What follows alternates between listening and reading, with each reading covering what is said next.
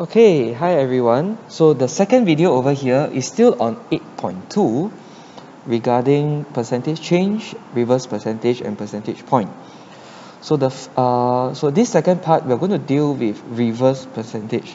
So what is actually reverse percentage is we know the final amount, we know the percentage change, we're going to look for the original. Okay, so reverse means we're reversing to find the original part. So previously in percentage change is to track the change comparing to the original, but now is what we know over here, we can use it to reverse to find the original amount.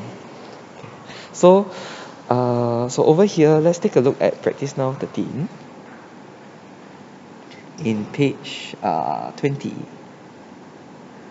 Okay, and let us look through this question over here.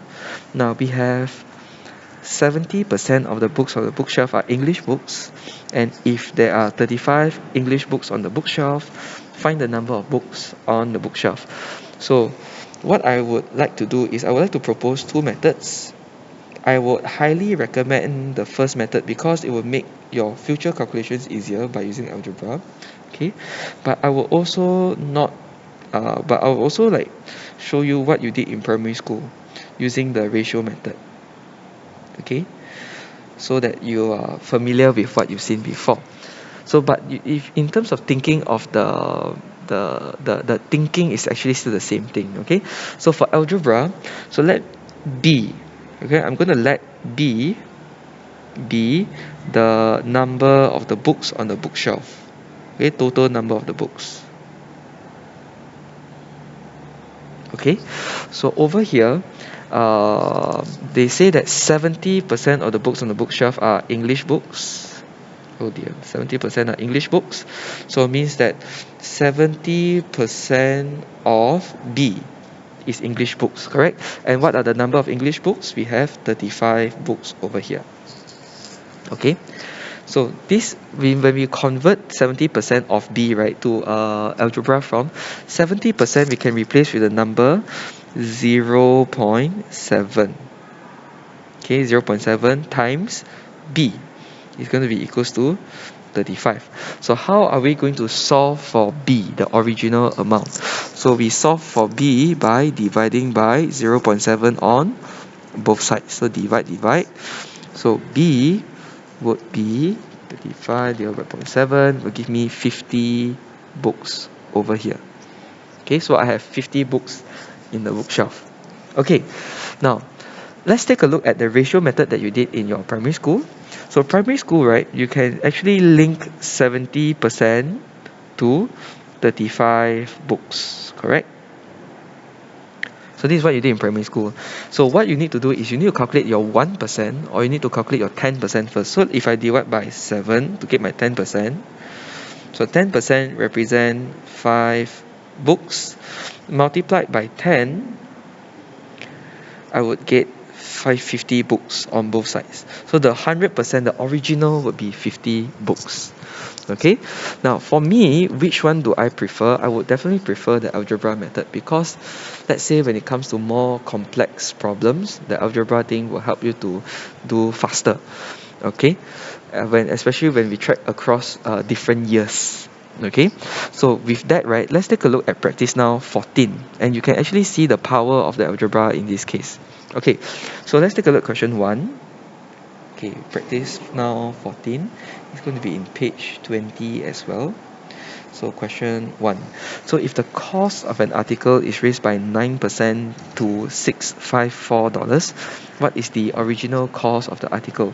So over here we are going to track between original and final. So the original one is we don't know the original amount, but we know that it's going to be raised by 9% to 654. Okay, so when we raise by 9% and let the original cost be C, okay, so 109%, so original is 100%, raise 9% means 109% of C is going to be equals to 654. Okay, so let's write this in algebra. So 109% means 1.09 of C means we times C is equals to 654. So how do we get 1C? We just divide by 1.09 on both sides. You can divide. So 654 divided by 1.09, C would be equals to 600. So the original amount is going to be $600. Okay, so the answer for the original amount would be $600. Okay, so this is for question 1.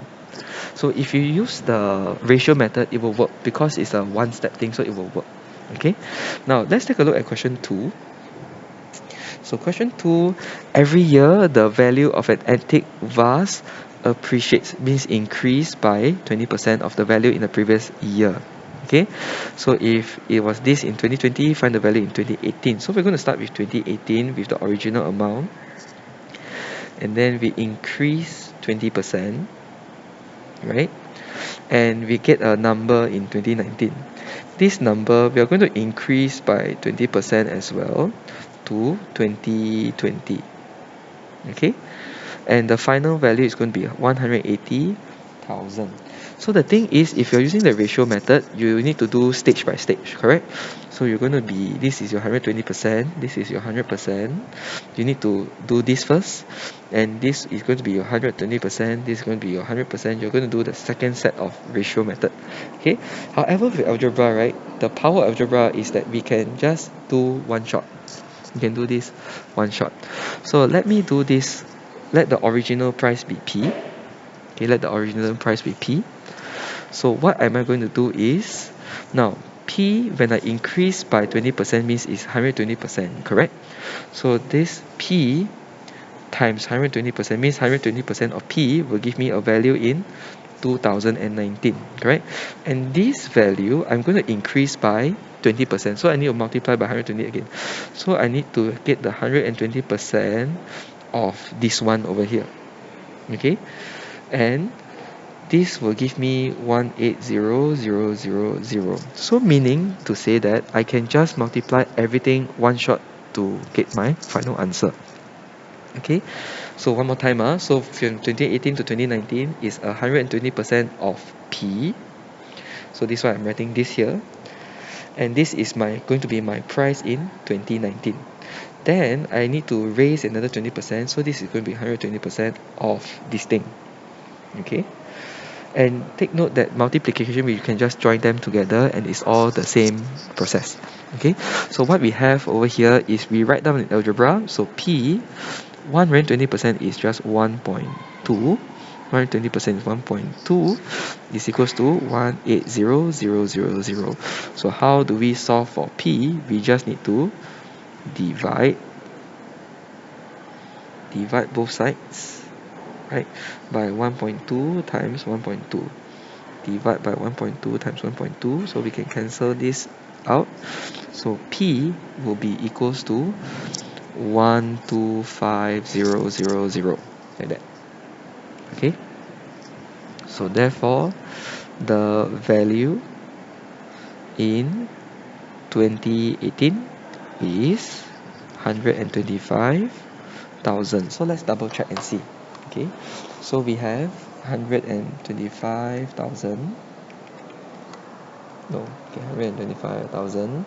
Okay, we increase by 120%, so we multiply by 1.2. We increase by another 20%, so we also multiply by another 1.2. It will give us this value over here, right? 180,000. Okay, so means we are going to backtrack. This process is like backtracking, but at the same time we are doing two steps at once. Okay, so if we were to do the ratio method like in your primary school, you need to do stage by stage, and then you need at least 6 lines to do this. Okay, so using algebra will definitely make your life easier at this point. Okay, so with this, right, let's push on further to our very last portion on practice now 15. Okay, so practice now 15 is going to be on page 21. And over here, so after a pay cut of 3%, Shufen's monthly salary becomes $346.50. Find her original monthly salary. Okay, so it's a percentage decrease. So we have original amount to a final amount. The original amount, right, is going to be what I don't know. So I'm going to just use S for salary. Okay, pay cut of 3%, meaning I'm going to minus off 3% over here. Okay, so minus. Okay, then okay, the final amount would be 3346.50. Okay, can. So minus 3% means I'm going to get 97%, correct? So, right, so 97% of S is going to be equals to 3346.5. So in terms of the number, I can write this as 0.97 times S equals to 3346.5. So let me divide this by 0.97, divide by 0.97, divide. So over here my S would be equals to 3450. So the original salary is going to be 3450. Okay, so this is question 1, pay cut 3%. Okay, second part. So every year the value of a car depreciates. So depreciate is the opposite of appreciate. So it means that the car value decreases by 15% of its value in the previous year. If the value of the car was this in 2020, find the value in 2018. So it's the same thing. We're going to do track across 3 years. Right? Track across 3 years.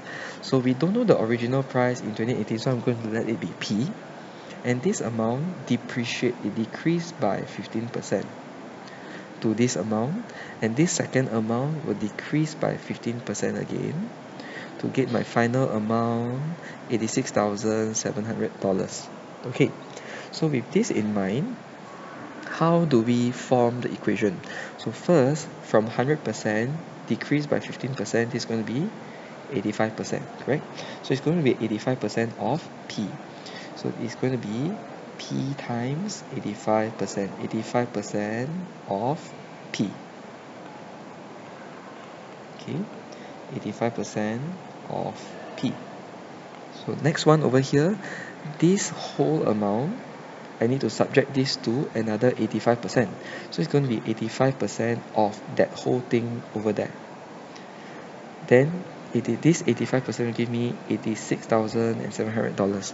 So let's rewrite this in algebra. So this would be P times 0.85 times 0.85, and this is going to give me this amount.